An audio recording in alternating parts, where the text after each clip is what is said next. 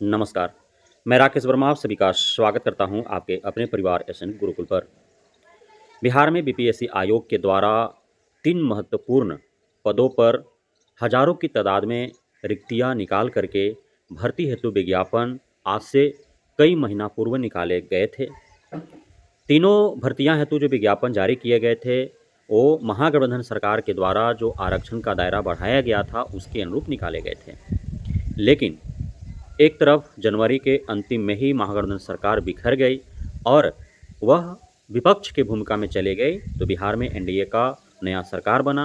हालांकि मुख्यमंत्री नीतीश कुमार हैं। लेकिन जो विज्ञापन जारी हुए तब तक आरक्षण का दायरा बढ़े हुए थे।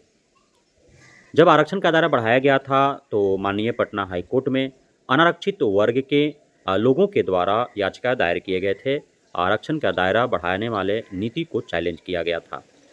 लेकिन चूंकि महागठबंधन सरकार ने यह फैसला ले चुका था, इस वजह से विज्ञापन जो जारी हुए उसी के अनुरूप हुए और उसी के अनुरूप परीक्षाएं भी आयोजित की गई। लेकिन परिणाम घोषित होने से पूर्व ही माननीय पटना हाईकोर्ट का निर्णय आ जाता है, जिसमें यह पटना हाईकोर्ट के द्वारा बताया जाता है कि जो आरक्षण का दायरा बिहार में बढ़ाया गया है वह असंवैधानिक है, ऐसा नहीं होना चाहिए। उसके बाद से बीपीएससी आयोग के द्वारा इन तीनों मुख्य भर्तियों, जिसमें बीपीएससी टीआरई 3 शिक्षक भर्ती, प्रधान शिक्षक भर्ती एवं प्रधानाध्यापक भर्ती के परीक्षाओं का परिणाम लंबित पड़ जाता है, अधर में लटक जाता है और अब तक महीनों गुजर जाने के उपरांत भी परिणाम घोषित नहीं हो पाए हैं। बारंबार विश्वसनीय सूत्रों के हवाले से खबरें दी जाती रही हैं कि इस माह के अंतिम तक आएंगे, दशहरा के आसपास आएंगे। तो अब कवायद यह जारी है सूचनाओं का कि दीपावली और छठ के बीच में आएंगे। लेकिन बीपीएससी आयोग के द्वारा एक विज्ञप्ति जारी कर और यह स्पष्ट कर दिया गया कि जब तक बीपीएससी आयोग इस प्रकार का विज्ञप्ति नहीं जारी करती है, तब तक परिणाम आने का कोई भी गुंजाइश कहीं से नहीं दिख पाता है।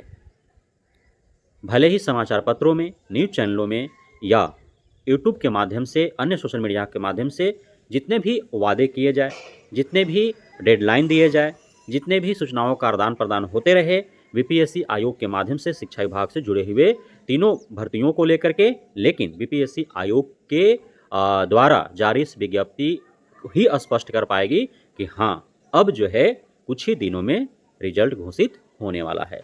अभी जो बीपीएससी आयोग ने विज्ञप्ति जारी किया है वह है 11वीं बरहवीं में जो प्रधानाध्यापकों की भर्ती होने वाली है, जिसमें बीपीएससी आयोग के माध्यम से 6061 रिक्तियों के विरुद्ध विज्ञापन जारी किया गया था। परीक्षा हो गए थे, परिणाम घोषित नहीं हो पाया था, तो उसे लेकर के जारी किया गया है। विज्ञप्ति में पूर्व में जो विज्ञापन जारी हुआ था और उसमें जो विभिन्न कोटे में रिक्तियां दी गई थी उसे भी दर्शाया गया है और चूंकि वो जो है आरक्षण का दायरा बढ़ाया गया था उसके अनुरूप था। और अब जो माननीय पटना हाईकोर्ट के द्वारा जो आदेश दिए गए और उसके बाद जो बिहार सामान्य प्रशासनिक विभाग के द्वारा जो निर्देशित किया गया, तो उसके अनुरूप जो है पुराने वाला जो आरक्षण नीति था जिसमें 49.5% आरक्षण दे था कोटे वालों को, तो उसके अनुरूप जो है रिक्तियां अब विभाजित की गई हैं।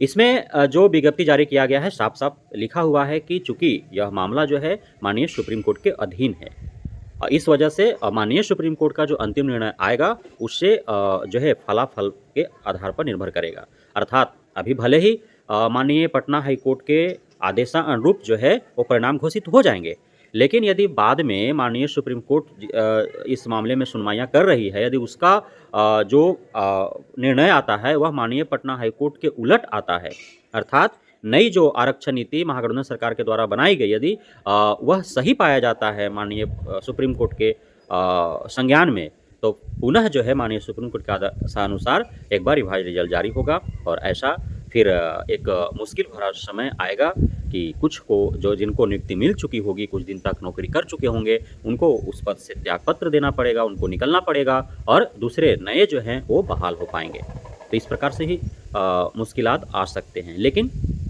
संभावनाओं को यदि देखें तो बहुत कम है। हालांकि माननीय सुप्रीम कोर्ट के अधीन मामला है तो इसमें संभावनाएं जताने की कोई गुंजाइश है नहीं। जो भी होगा वो तो माननीय सुप्रीम कोर्ट के निर्णय अनुसार ही हो पाएगा। तो इसी प्रकार के प्रधान शिक्षक का भी विज्ञप्ति जारी किया जाएगा परिणाम घोषित होने से पूर्व। और इसी प्रकार से बीपीएससी टीआरई 3.0 के 1 to 5, 6 to 8, 9, 10, 11, 12 सभी का जो है विज्ञप्ति जारी होंगे परिणाम घोषित होने से पूर्व। और जब बीपीएससी आयोग के द्वारा इस प्रकार के विज्ञप्ति जारी हो जाएंगे नई रिक्तियों का, तभी आप जो है वो 100% भरोसा में आ पाएंगे कि अब जो है 1 हफ्ता 10 दिनों के अंदर परिणाम घोषित हो जाएंगे। तो अभी सिर्फ प्रधानाध्यापक का विज्ञप्ति जारी हुआ है, अब प्रधान शिक्षक का होगा, उसके बाद बीपीएससी टीआरई 3.0 का होगा, क्योंकि बीपीएससी टीआरई 3.0 में काफ़ी उलझने हैं। अब तक जो है सही रोस्टर क्लियर करके और विभाग को नहीं दिया गया है तमाम जिलों से, और जो दिया भी गया था वह जो है वह सही नहीं पाया गया। इस वजह से पुनः एक बार सभी जिलों से मांगे गए हैं संशोधित रोस्टर, क्योंकि टीआरई 1 में जो रोस्टर दिया गया था, टीआरई 2 में जो रोस्टर दिया गया था, फिर टीआरई 3.0 में जो रोस्टर दिया गया था, उन सभी का अवलोकन करने के उपरांत और जो है नया रोस्टर इन लोगों को देना है। और रोस्टर इस प्रकार से क्लियर करके देने हैं कि जो ओवरऑल जो रिक्तियां दी गई हैं पूर्व में, वो रिक्तियां मैच होनी चाहिए। साथ ही अलग अलग जिलों से जो रिक्तियां दी गई हैं पूर्व में, उन अलग अलग जिलों की रिक्तियों से भी नया वाला जो रोस्टर क्लियर करके दिया जाएगा वो रिक्तियां ओवरऑल मैच होने चाहिए। अब उसके बाद विभाजन तो आयोग करेगी ना कि जो पुराने वाला आरक्षण नीति है उसके अनुरूप किस कैटेगरी को कितना रिक्ति मिल पा रहा है।